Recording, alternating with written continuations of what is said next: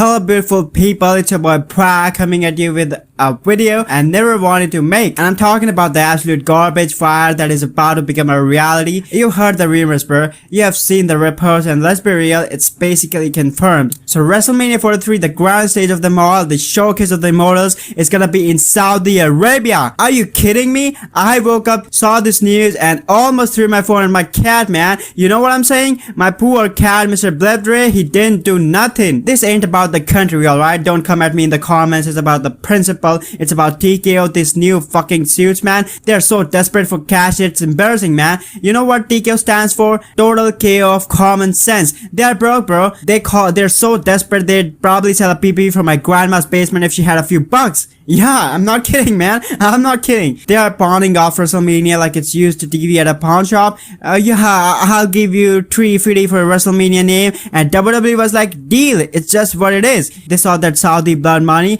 and the $1.5 billion deal, and their eyes turned into cartoon dollar signs. You know, FROXers, they don't care about us, the fans. They care about the shareholders, the investors, the guys in suits who never seen a Stone Cold Stunner in real life. They're sports entertainer turned into what? Sports accountant. It's just what it is, man. And don't even get me started on the product right now. The weekly show sucks, bro. They're absolutely garbage. And who's the goddamn booker? Triple H. Nay, more like triple fraud. Am I right? This guy, his booking is so predictable. I could book his next month of Raw during my lunch break. It's rematch after rematch after rematch. And now he's gonna book a WrestleMania for a crowd that's gonna sit there on their hands for the whole time. Good luck, Paul Vasquez. Good luck getting a holy shit chant out of a bunch of a confused diplomat. And you know, FROXers, the biggest pop they'll get is when the catering truck arrives. That's it, man. Yeah, that's what it is. I'm not kidding. I'm not joking. This isn't a WrestleMania, FROXers. This is a corporate retreat. This is a fire sale. This is TKO, the nude suits in charge, showing us exactly what they think of us, the fans. They think we are idiots and they think we'll just consume anything. Well, not today. Today we are breaking down every single reason why is this the dumbest, most desperate, most disastrous decision in WWE history. We are talking Triple H's fraudulent booking. We are talking TKO's money-hungry desperation. We are talking the million problems we're gonna face as fans. This is a 30-minute therapy session, so grab your snacks, get comfortable, and get ready to get angry. Smash that like button right now if you're already a nerd. Alright, FROXers, let's get into this mess, and here we go. FROXers, what if I told you that the single greatest spectacular in sports entertainment is about to become the single greatest speculative investment in sports entertainment? What if the grandest stage of them all is about to get a grand new set of sad? That's right, and my disappointment is immeasurable. WrestleMania 43 is officially heading to Saudi Arabia. yes. I'm not kidding, I'm not joking. And TKO, the new mega corporation running WWE, isn't just selling us a dream, they're selling the entire soul of WWE for a big, fat, desperate bag of cash. Welcome to WrestleMania! Alright, FROXers, let's start with the root of all evil. And I'm not just talking about Baron Corbin's new gimmick. No, that's not what I'm gonna talking about. I'm talking about TKO. TKO Group Holdings. You know what TKO stands for? Totally cashing out. You know, FROXers, these guys didn't buy WWE because they're lifelong fans of Iron Sheik. They brought it because it's a cash printing machine that also does body slams. But here's the thing about publicly traded companies. Wall Street is a harsher critic than Twitter after a 15 minutes Roman Reigns match. They need to show growth. They need to show profits. They need to show revenue that would make even Vince McMahon blush. And how do you do that quickly? You don't build new stars. That's hard. You don't write compelling stories. That requires creativity. You call up your rich friend in Saudi Arabia and says, hey, remember that blood money deal Vince had? Let's make it bigger. Let's take our Super Bowl and put it there. You know, FROXers, this isn't a power move. It's a Hail Mary. It's equivalent of pawning your family heirlooms to pay your rent. They're so desperate for a quick win, for a massive cash infusion to make their investors happy that they are willing to risk the integrity of their biggest annual event. They saw that $1.5 billion figure from Saudi deal and their eyes turned into dollar signs like a Looney Tune characters. You know, FROXers, they are not sports entertainers. They are sports accountants, and the main event of WrestleMania 43 will not be The Rock versus Roman. It's revenue versus expenses, and brother, the revenue is going over. Okay, so TKO gets their bag. Who loses?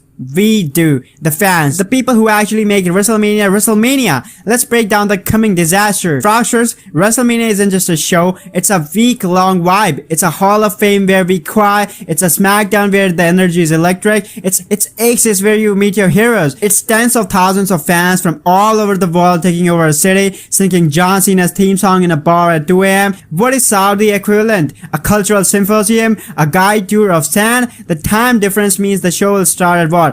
Midnight Eastern time? So instead of sunny afternoon party, it's 2 a.m. caffeine-fueled anxiety attack where you're praying the main event doesn't put you to sleep before the sun comes up. The sun comes up. To be honest, Froxers, we have seen the Saudi shows. The crowd is polite. They're like a golf club with a crown prince. There's no organic hit, no deafening pops, no holy shit chants. It's a corporate event. It's a bunch of confused it's a bunch of confused dignitaries wondering why the bald man in black is threatening to bury people alive. How is this atmosphere supposed to feel a WrestleMania moment? Imagine Stone Cold stunning Vince McMahon in front of that crowd, and Froxers, you'd hear a pin drop, a very expensive, all-rich pin drop silence. Oh boy, this is big one. Remember the women's evolution that we are gonna make history, Paul? Well, the history is about to get a hard reboot. As you know, Froxers, the track record for women's matches in Saudi is not good. They've had a few which is progress, but it's been heavily restricted. So what does that mean for WrestleMania? Does Becky Lynch versus Rhea Ripley get 5 minutes during the pre-show? Do they have to wrestle in full bodysuits?